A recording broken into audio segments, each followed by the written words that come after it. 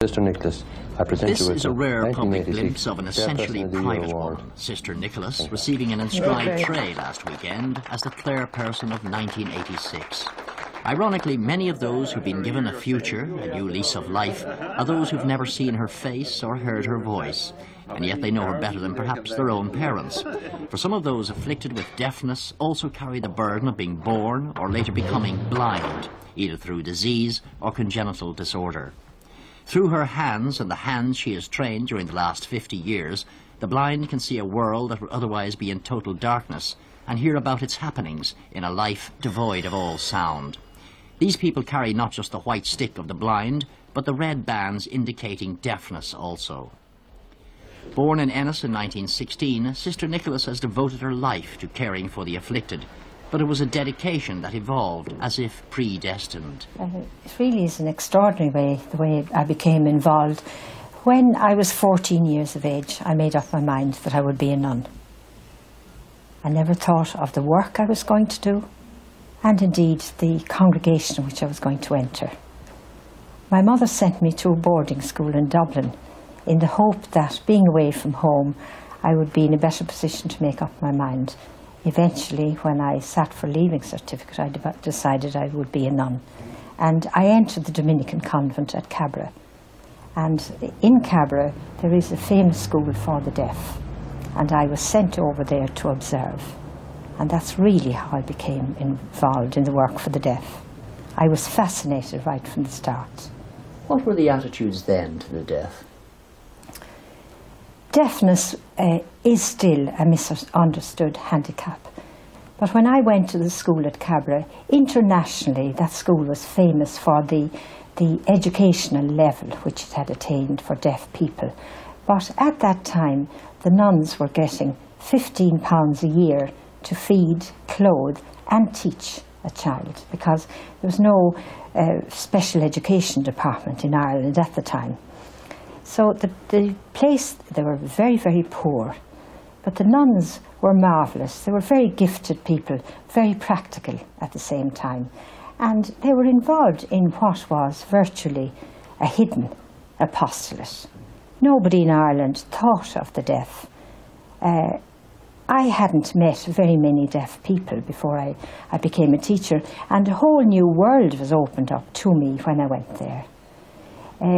Deafness, because I think of the sign language which the deaf used, at that time the deaf people were branded, as it were, and they were hidden away, literally hidden away.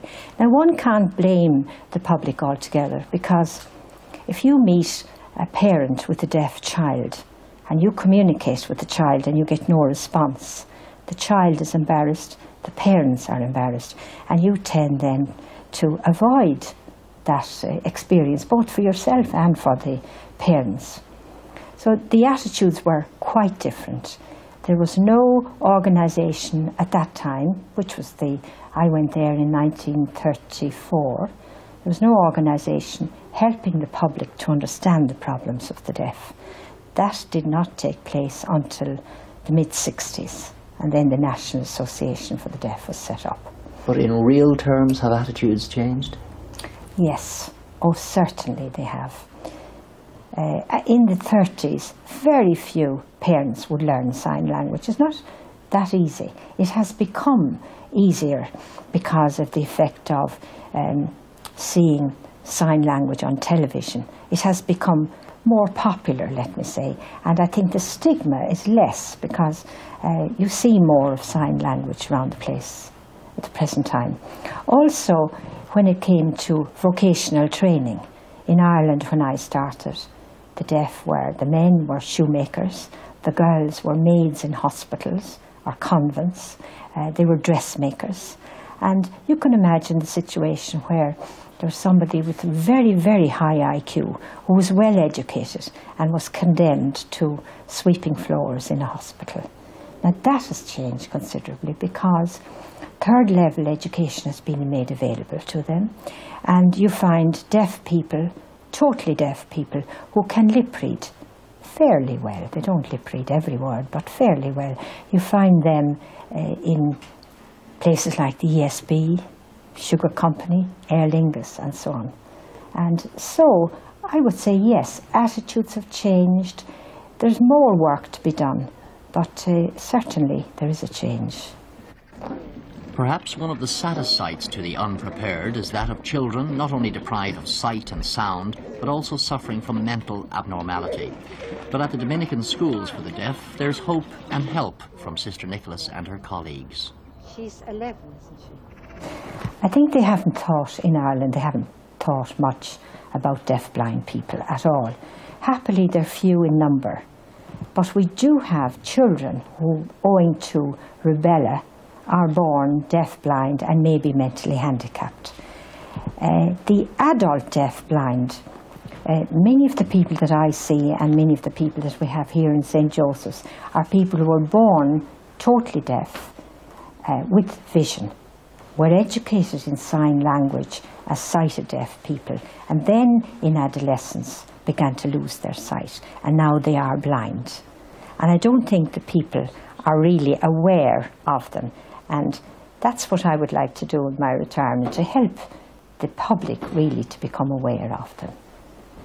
The public is becoming aware of the need for practical help, as demonstrated by these pupils from Loreto Convent in Foxrock, who've made the effort to learn how to communicate with those who can't see or hear.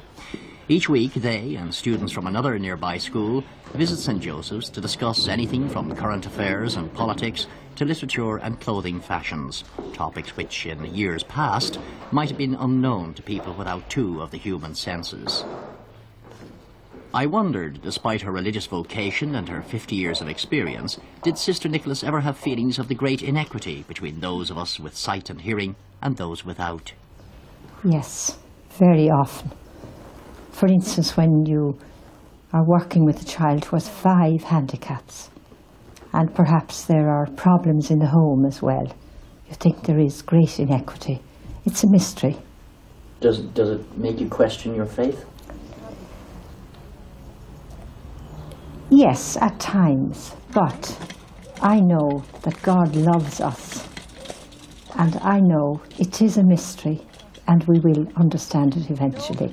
And I've also seen families who've had handicapped children like that, and they did come to a stage when they could say that they were grateful to God for the handicapped child, in that it brought the family together. The children grew up unselfish because they were helping the handicapped child, and it created a real family feeling because everybody wanted to help that child. Sister Nicholas, recognised and acclaimed for her work in this field in countries as far apart as Canada and Israel, and now looking back over 50 years of teaching and training and struggling to make the rest of us aware of the problems facing those handicapped by deafness, still retains her optimism and bubbling sense of humour. Sometimes I'm not called Sister Nicholas, she told me, just Old Nick.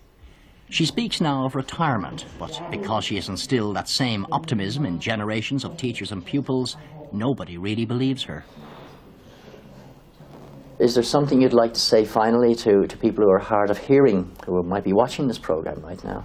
I'm very glad to have this chance of sending greetings to my deaf friends in Ireland, especially to those who are sick and are housebound. I would like you too to send my greetings to the deaf-blind among you. God bless you all.